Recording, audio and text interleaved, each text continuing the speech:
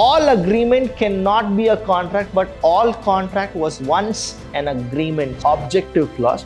In this clause, the real objective of the company will be listed, separate legal entity. That means the member of the company is different and the company itself is different. Now, market value depends on the demand and supply. If the demand is more, the share price will be more. If the demand is less, the share price will be less.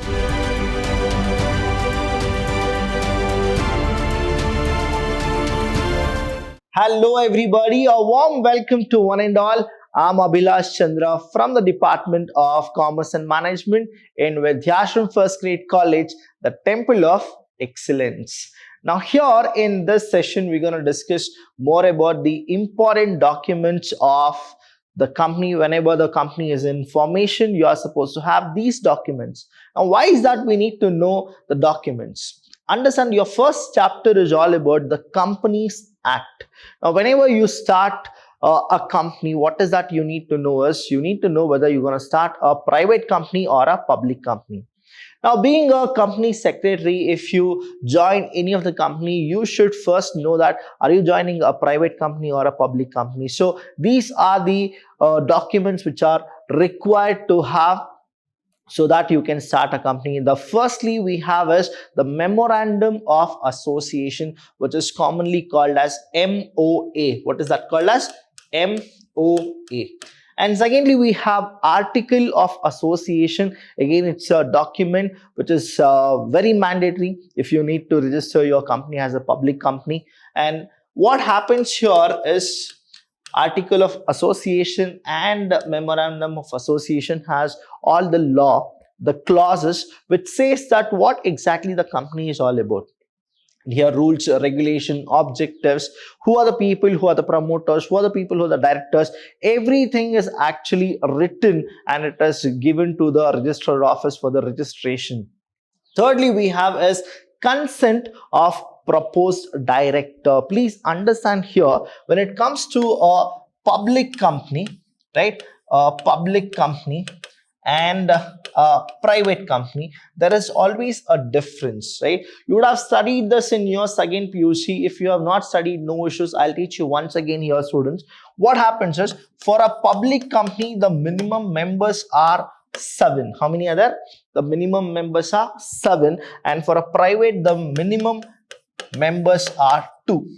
So the same way, you have something called the criteria for directors.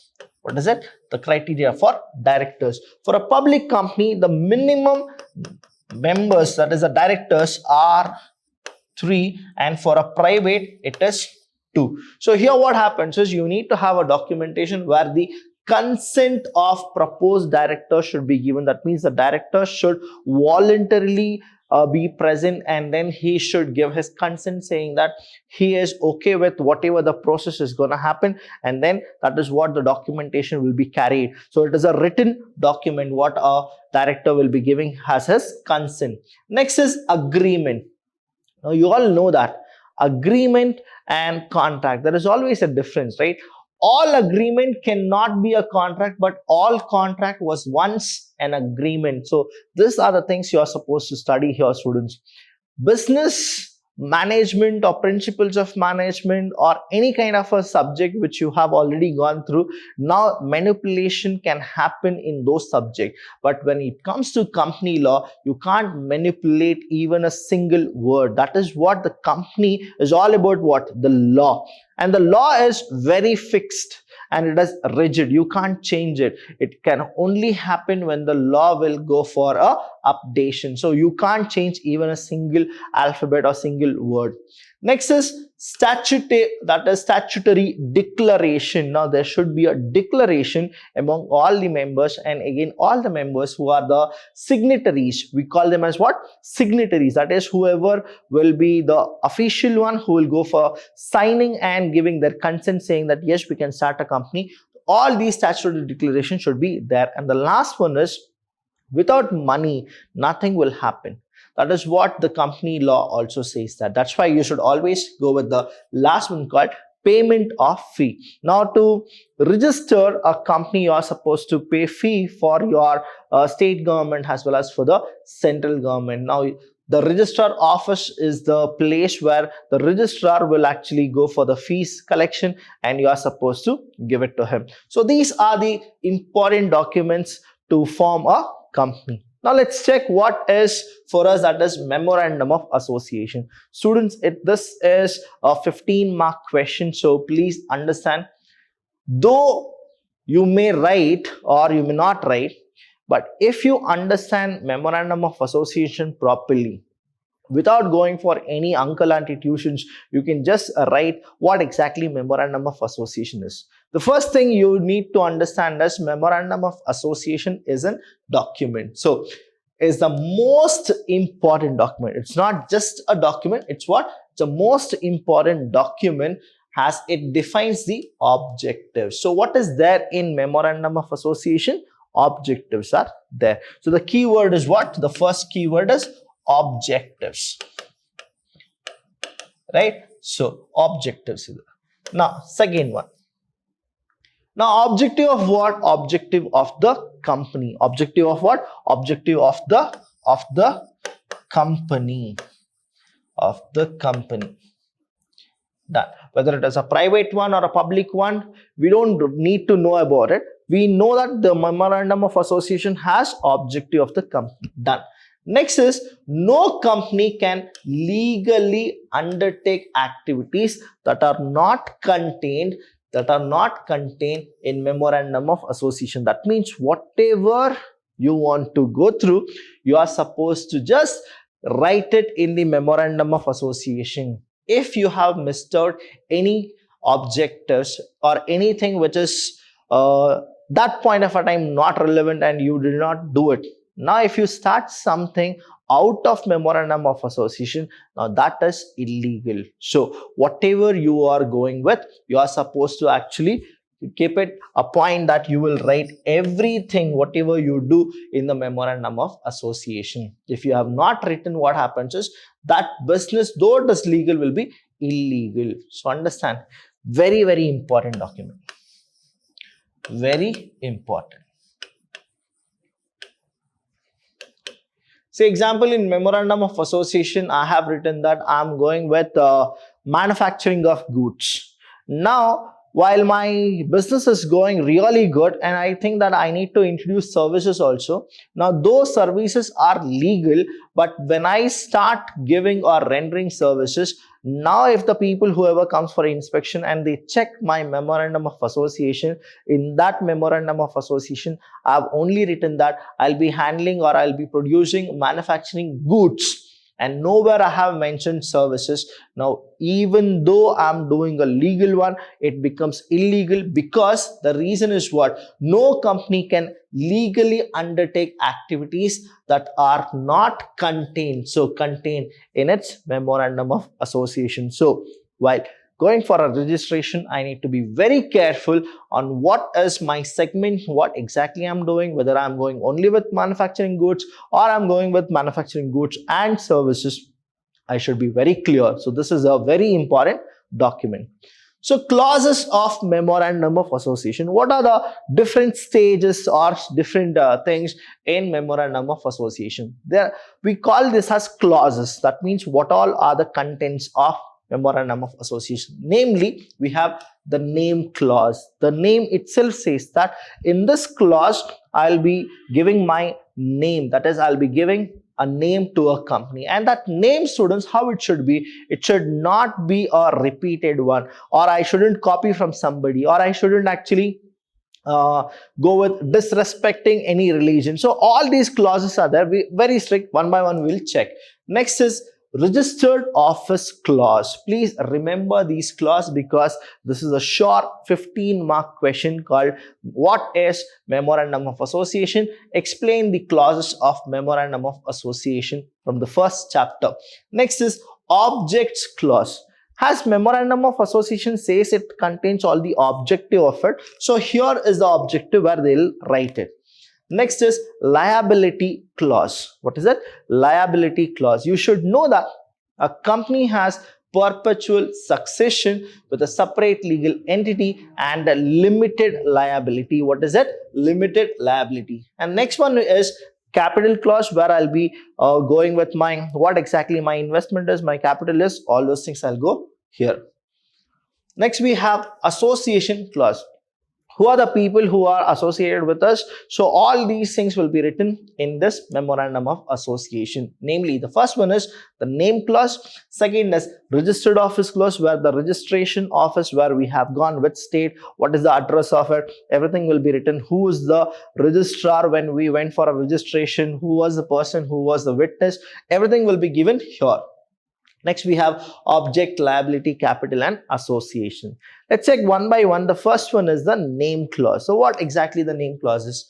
This clause contains the name of the company with which the company will be known, which has already been approved by the registrar of companies.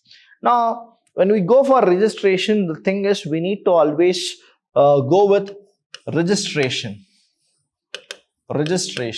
Okay, now who is the person who will go with registration? The person is called registrar.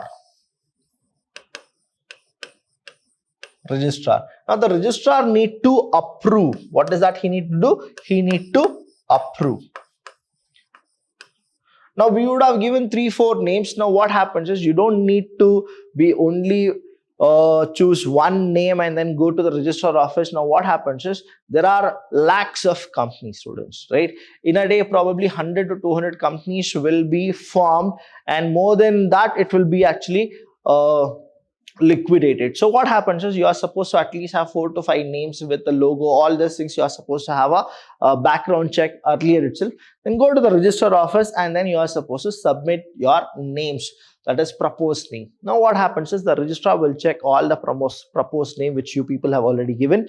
Then he'll feel that these things are already there, only this one particular name which wasn't there, you can go for it. Now he'll give a consent saying that this is what you can go for it. So that should be here written. That is called name clause.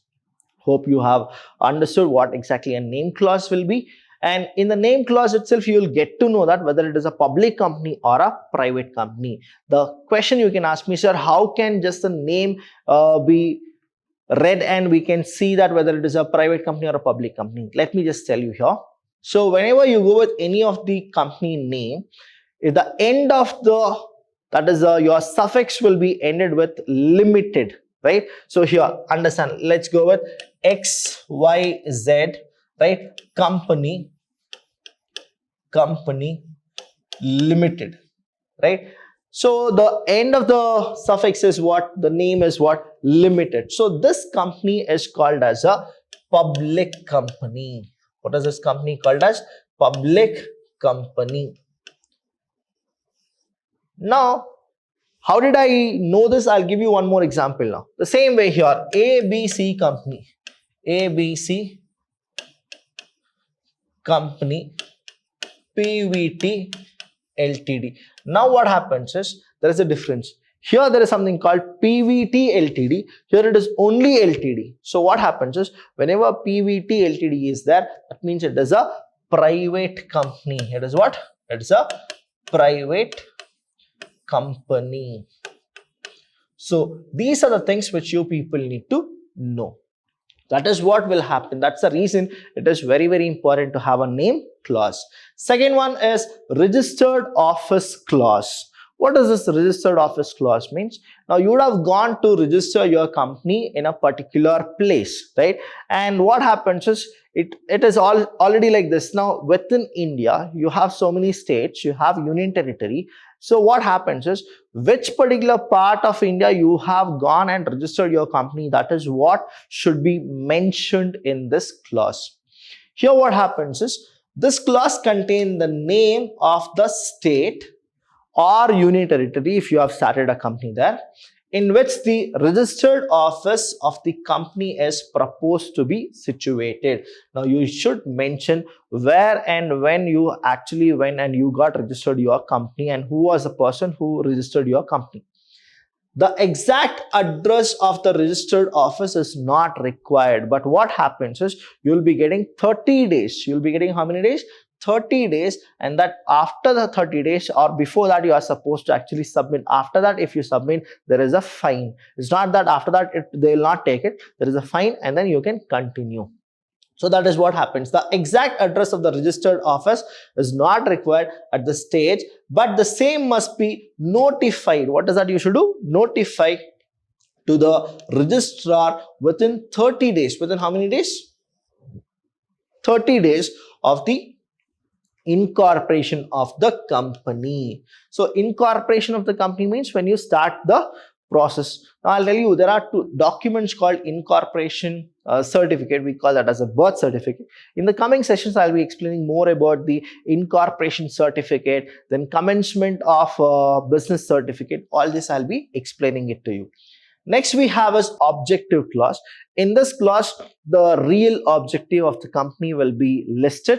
Now, this is probably the most important clause because memorandum of association is only for what? To know what is the objective of the business.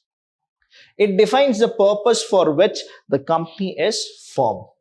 Now, here you need to understand company. When I say company should have the characteristics. Now, in the next session, I'll be explaining you what exactly the company is all about, the private company, public company, all those things I'll explain you one by one. A company is not legally entitled to undertake an activity which is beyond the objective stated in this clause. So I told you earlier itself, if I have gone with only manufacturing of goods as my objective in memorandum of association, I cannot render services. So what is that I should do? If I feel that after 5 years or 6 years, I'll go with my services, then again I need to go back to the registrar office. I need to change the memorandum of association and then he should permit it. Only then I can go with the rendering services legally. Next is liability clauses. Now liability. We have a beautiful concept in company, that is right now it is all limited liability. Limited liability. If you understand the sole proprietor and partnership, what happens is the liability is unlimited. That means the business and the person are the same. But whereas in a company, what happens is it has a characteristics called separate legal entity. When it has something called separate legal entity, that means the member of the company is different and the company itself is different. So here liability, in the sense we have limited liability. I'll give you an example here what exactly this is. Say we have purchased 1000 shares. Now I have given this example here also, the same kind of a thing you will understand. Let's go with the concept first. This clause limits the liability of the members to the amount unpaid, on the shares owned by them. So that means what? Whatever I have not paid, only for that I should pay. That is called limited liability.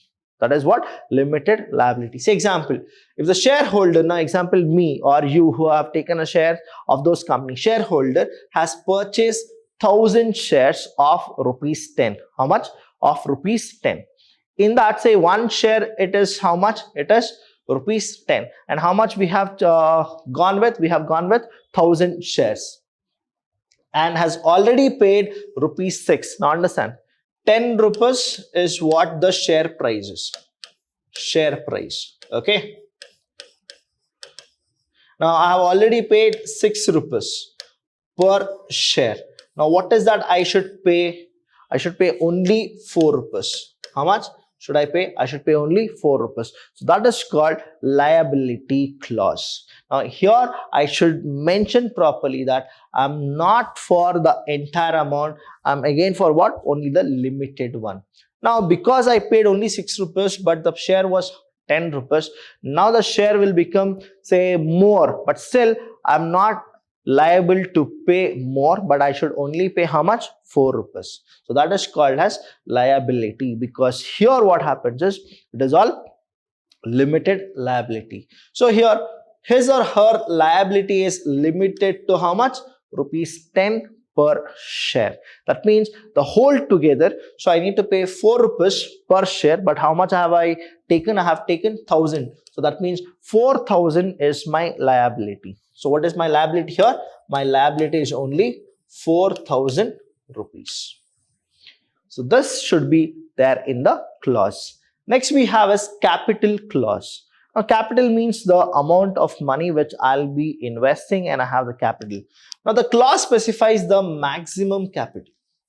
What is that specify? The maximum capital which the company will be authorized to raise through the issue of share. So before calculating, we shouldn't go and we shouldn't write anything which we feel like. So we need to know that how much money we really need to go with issue of share, and that is the maximum we are supposed to put. Now if you get less than that, it is fine, it is accepted, but more than that, if you get it, now it is not accepted at all.